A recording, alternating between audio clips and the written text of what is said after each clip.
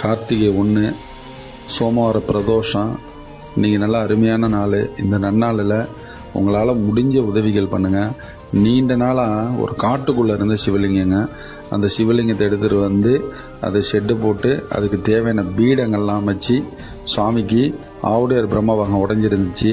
ஒரு சில நல்ல உள்ளங்களின் உதவியோட அந்த ஆவுடையார் பிரம்மபாகம், நந்திய பெருமான் பலிபீடம் சிலைகள்லாம் புதுசாக நம்ம செஞ்சு இன்றைக்கி தான் அந்த பீடங்களில் சுவாமியை தூக்கி வச்சு எந்திர ஸ்தாபனம் பண்ணியிருக்கோம்.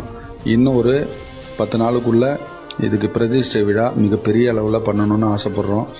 இந்த பகுதிகளில் இது வரைக்கும் சிவன் கோயில் கிடையாதுங்க. சிவன் கோயில் போகணுன்னா கங்கைகொண்ட சோழபுரம் போகணும். அதனால் முதல் முறையாக இங்கே ஒரு சிவாலயம் அமைதுங்கிறதுனால நிறைய மக்களுக்கு தெரியப்படுத்தணும். நிறைய பேர் வந்து இந்த சுவாமியை கும்பிடணும். நிறைய பேருக்கு இந்த சுவாமி நல்லருள் புரியணும். நமக்கு தொடர்ந்து ஆலய திருப்பணிக்கு சப்போர்ட் பண்ணுற எல்லாருக்குமே அவங்க நல்ல வழி காட்டணுங்கிறதுக்காக பிரதிஷ்டை மிகப்பெரிய அளவில் பண்ண போகிறோங்க. இன்றைக்கி நிறைய பேருக்கு அன்னதானம் போடணும். அதனால் இந்த வீடியோ பார்க்குற நீங்கள் உங்களால் முடிஞ்ச உதவிகள் பண்ணுங்கள். இதே போல் இன்னும் நிறைய ஆலயங்கள் வந்து காட்டுக்குள்ளே வெயிலில் மழையில் நிறைய இருக்குது. நம்ம தொடர்ந்து திருப்பணிகள் பண்ணிகிட்டு இருக்கோம்.